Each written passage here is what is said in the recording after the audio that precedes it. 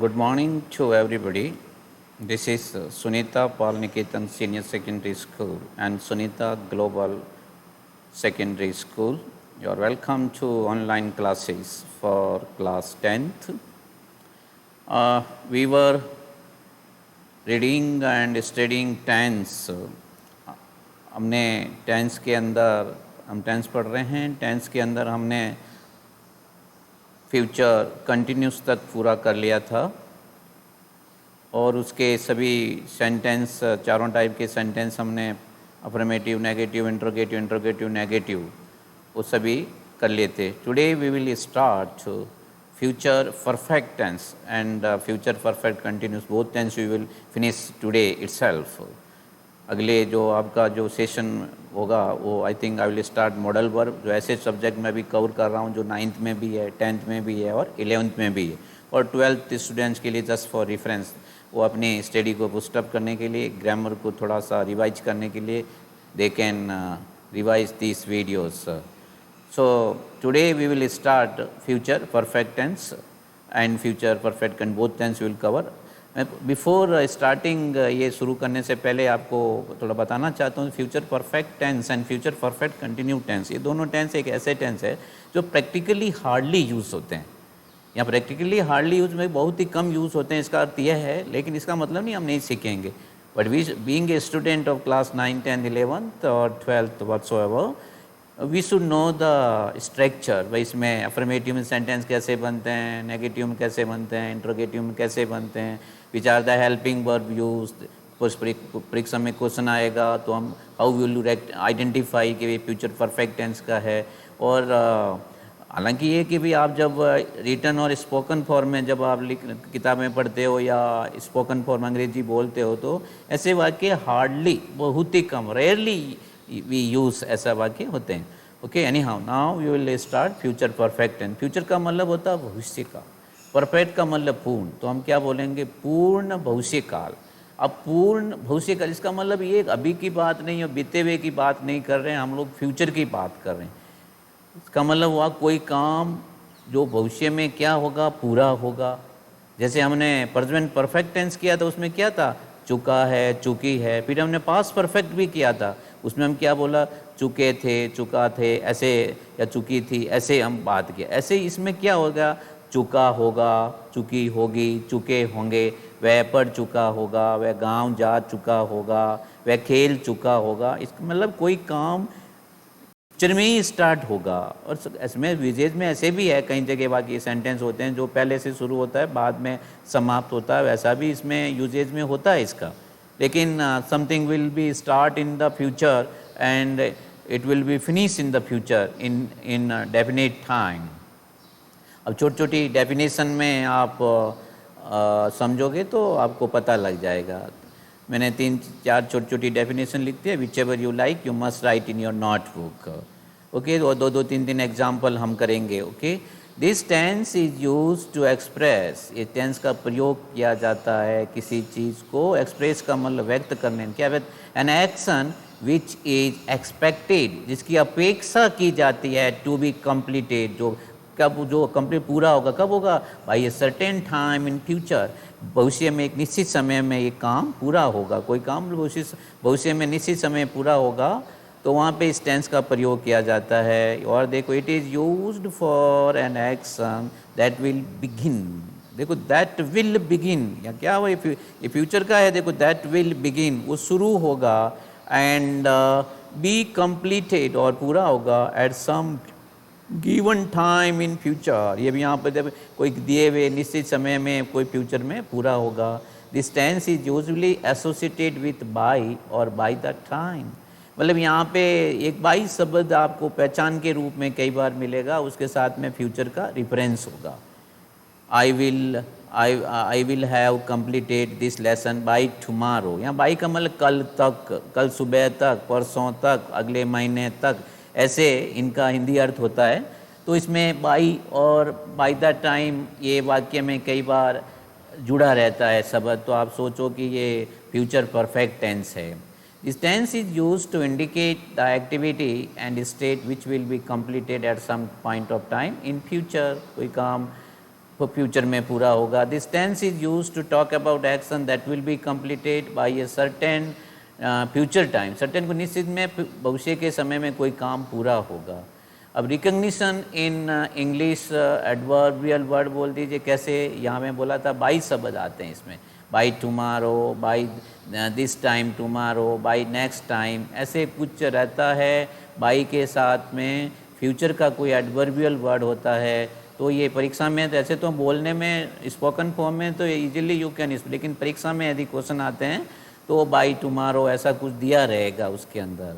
Okay, अभी मैंने बोला था कि practically this tense hardly use, मतलब मुश्किल से इसका उपयोग होता है, चाहे रिटन में लिखने में या स्पोकन बोलने में। This tense is used, this tense use then and there is not possible. ये संभव भी नहीं होता कि हम बार बार इस टेंस का प्रयोग करें। ये जैसे कभी बोलते हैं जैसा काल्पनिक इमेजनरी सेंटेंस जैसा लगता है, तो देन एंड देयर बार बार इसका यूज़ करना भी पॉसिबल नहीं है।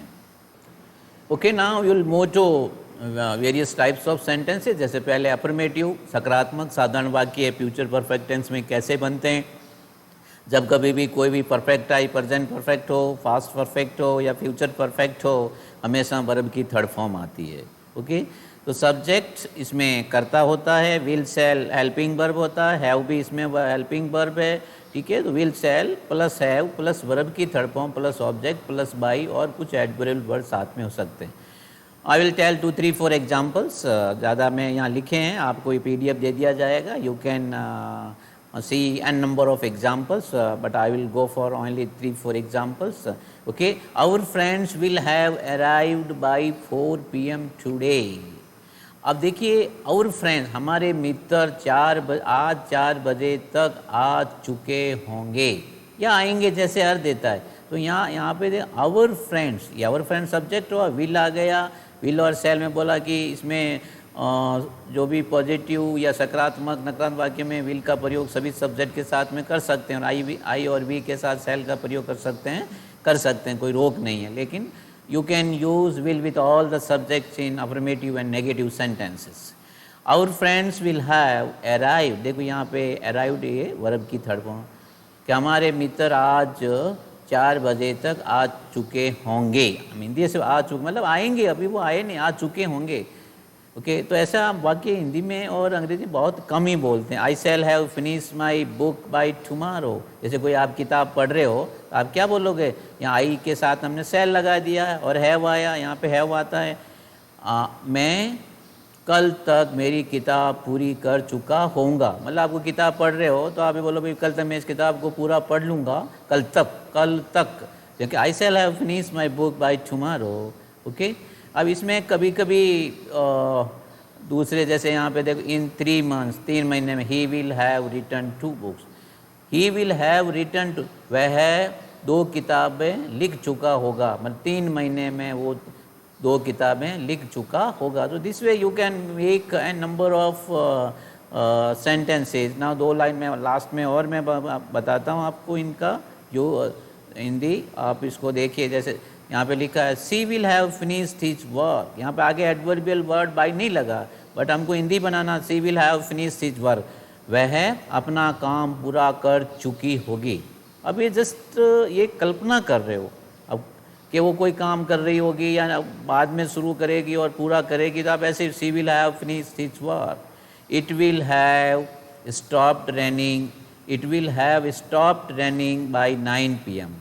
यहाँ रैनिंग की जगह रैन भी लिख सकते हो, रैनिंग भी कई बार यहाँ ऑब्जेक्ट में आ गया है।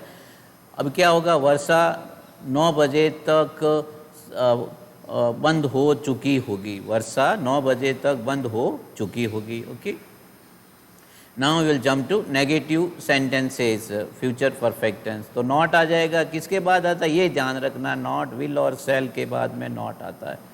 Rest of the structure is same. Okay, she will have completed his homework by 2 o'clock, she will have complete her homework, कि वह 2 बजे तक अपना गृह कार्य पूरा कर चुकी होगी। ठीक है, completed पूरा करना। she will not have written message to, वह आपको मैसेज नहीं कर चुकी होगी। तो ऐसे आप लोग इसको बना सकते हो। दो और लिख लीजिए पीछे के में, they will not have listen to stories before we listen to music. अब देखिए जब भी ये फ्यूचर टेंस के जो वाक्य होते हैं उनके साथ उपवाक्य या कनेक्टिव के बाद प्रेजेंट सिंपल के वाक्य होते हैं।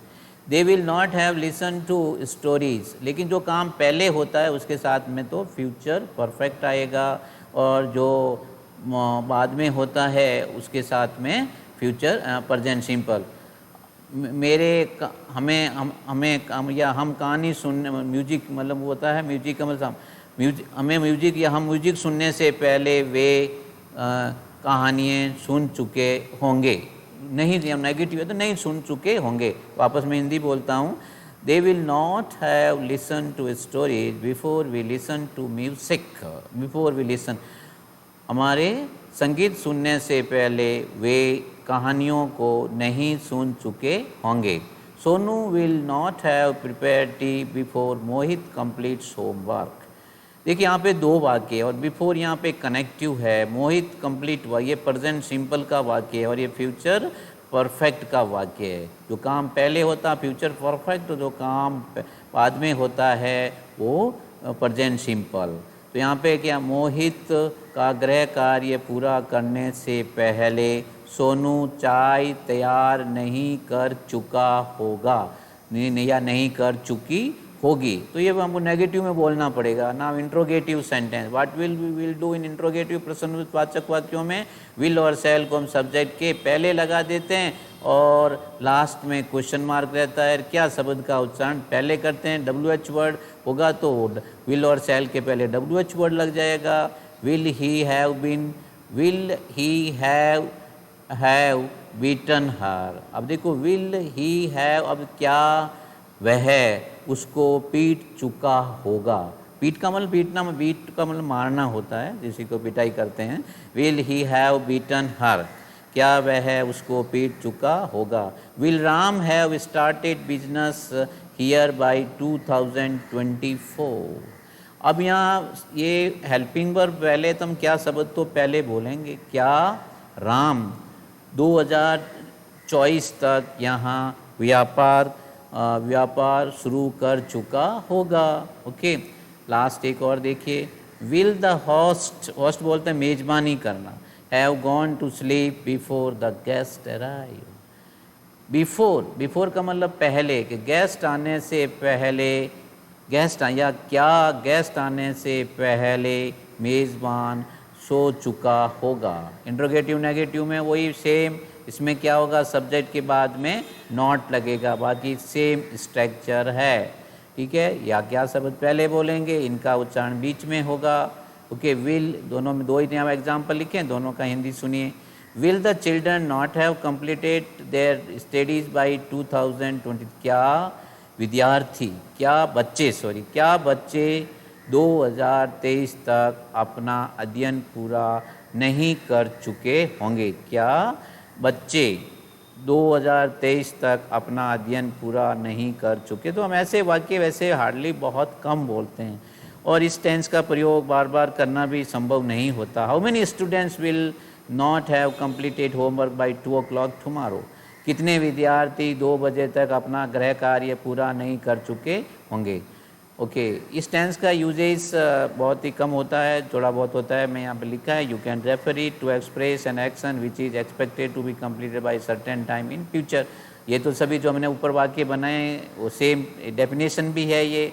अब यहाँ पे यही कहा गया है, एक ये इम्पोर्टेंट है। दूसरा देखिए, when 2 works complete in future, जब कोई 2 काम भविष्य में होते हैं एक के बाद एक, one after another, then future perfect will be use first work. जो पहले काम होता है उसके साथ फ्यूचर परफेक्ट, और जो बाद में काम होता है वो present simple. He will have written, हमने ऐसे एग्जाम्पल भी किए थे पहले जब मैंने अभी अफर्मेटिव नेगेटिव में interrogative. He will have written the letter before the teacher comes. अध्यापक आने से पहले वह लेटर लिख चुका होगा। ये सब फ्यूचर की बात करते हैं। Okay, the train will have arrived before I reach the station. मेरे स्टेशन पहुंचने से पहले ट्रेन पहुंच चुकी होगी। ट्रेन पहुंच चुकी होगी। They will have eaten their food before we come, हमारे आने से पहले वो खाना खा चुके होंगे। ओके, तो दीज आर द मैन, यही इसका यूज़ होता है। बाकी आप इसको रेफ़र कर सकते हो। बाकी हमने इसके जो अफर्मेटिव, इंट्रोगेटिव, नेगेटिव में कुछ सेंटेंस बनाए। ओके, अगला हमारा टेंस है future perfect continuous. This is last tense, 12वां टेंस है ये।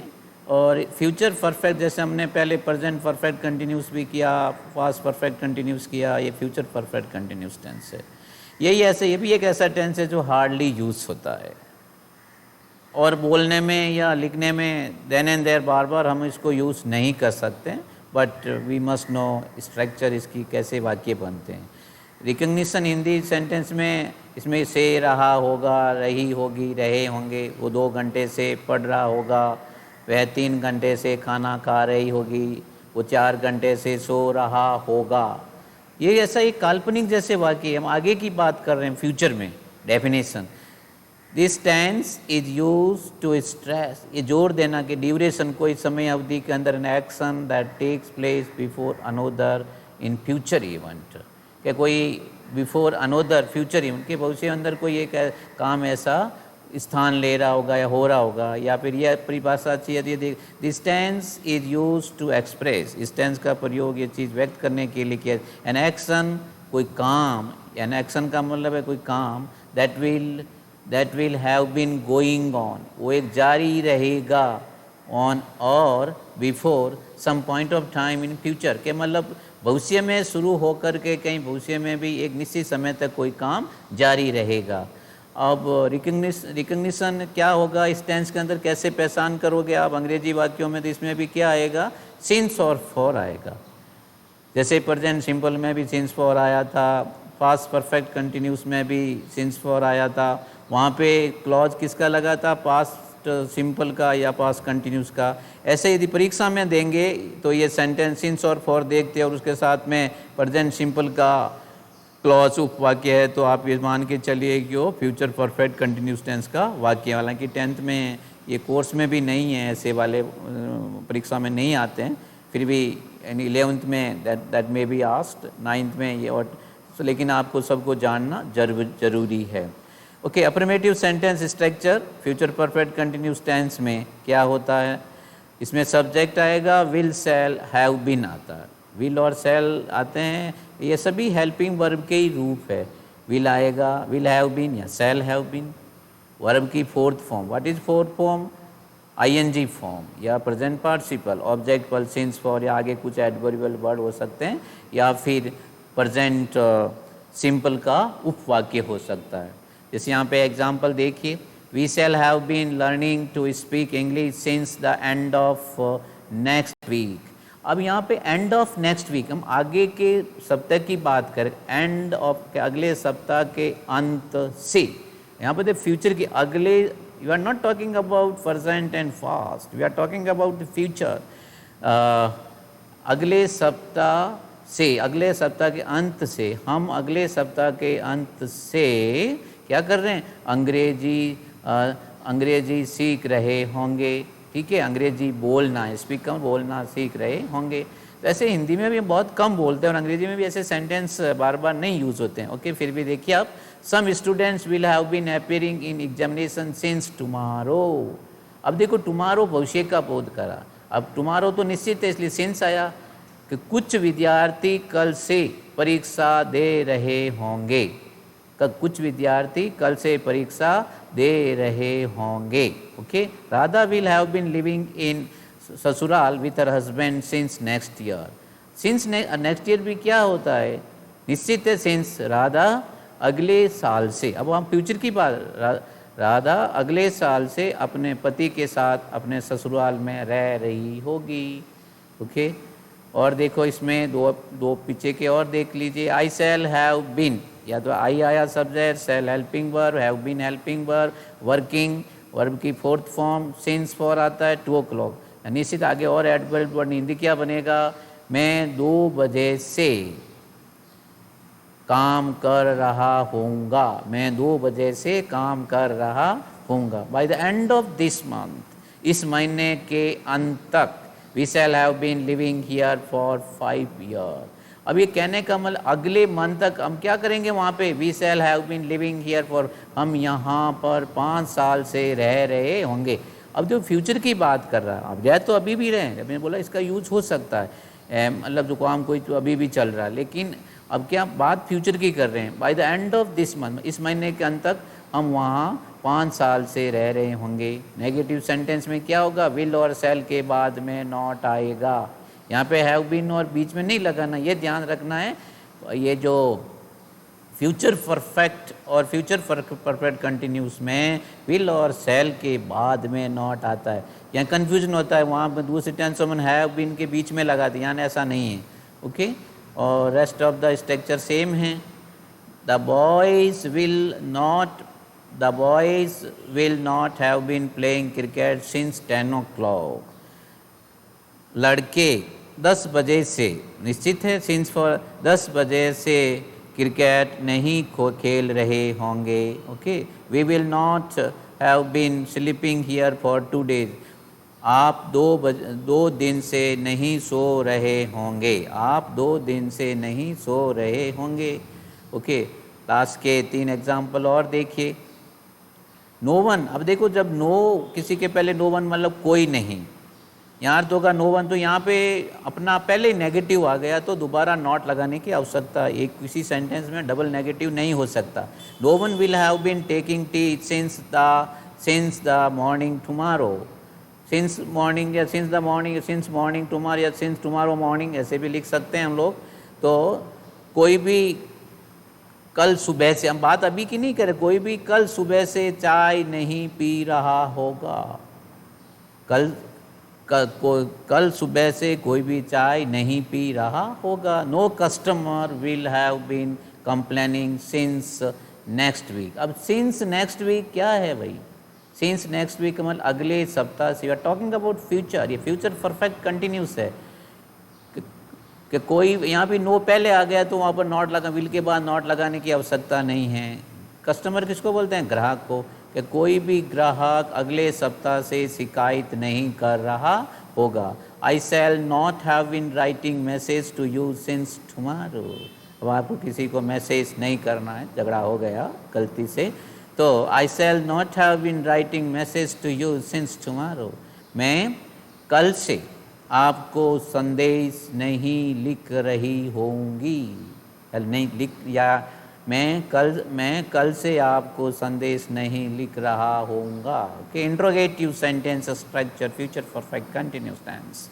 विल और शैल सब्जेक्ट के पहले आ जाएगा, बाकी सभी है लास्ट में क्वेश्चन मार्क और WH वर्ड आ जाएगा। Okay, WH will shall subject have been plus verb की फोर्थ में। Okay, will you have been writing story for 3 hours। अब हिंदी क्या होगा, अब ये सब्जेक्ट सब देखो, विल पहले आया तो क्या शब्द आपको पहले बोलना पड़ेगा, ये हेल्पिंग ग्रुप से क्वेश्चन है, WH वर्ड में बीच में बोलते हैं। क्या आप 3 घंटे से कहानी लिख रहे होंगे, क्या आप 3 घंटे से कहानी लिख रहे होंगे। Will your father have been watching TV since 5 o'clock। क्या आपके पिताजी 5 बजे से टीवी देख रहे होंगे। अब क्या सब, क्या आपके पिताजी, ये सब देखो काल्पनिक वाक्य हैं, बहुत कम ऐसे हैं बोल सकते, थोड़ी किसी को बोलते हैं कि आपके पिताजी 5 घंटे से टीवी देख रहे होंगे, ऐसे हम बात कम करते हैं। But being a student, being to learn grammar और टेंस, तो आपके तो चीज़ें सीखनी पड़ेगी। ओके, और देखिए ये last, will it have been raining since next night. अब नेक्स्ट नाइट अगली रात की बात कर रहे हैं, क्या अगली रात से वर्षा हो रही होगी, ऐसे कोई बोलता है, मेरे हिसाब से तो नहीं बोलता। Okay, interrogative negative sentence structure future perfect continuous tense. अब इंट्रोगेटिव नेगेटिव में मतलब क्या होगा, सब्जेक्ट के बाद नॉट आ जाएगा। ओके, लेकिन हैव बीन और इनके बीच में नहीं लगाना तो स्ट्रक्चर गलत हो जाता है। अब यहाँ पे मैंने 4 ही लिखे एग्जाम्पल, चारों की हिंदी बनाते हैं। Will you not have been going there since tomorrow. क्या, आप देखो क्या शब्द पहले बोलना, क्या आप कल से वहाँ नहीं जा रहे होंगे, क्या आप कल से वहाँ नहीं जा रहे होंगे। वाई विल, अब जो WH वर्ड कैसे बोलेंगे, why will your friends not have been living with you since next month. अभी हिंदी कैसे बोल रहे हैं, देखो सिंस नेक्स्ट ईयर, यहाँ पे सिंस नेक्स्ट ईयर का मतलब है अगले साल से, निश्चित होता है कोई साल तो इसलिए सिंस आया।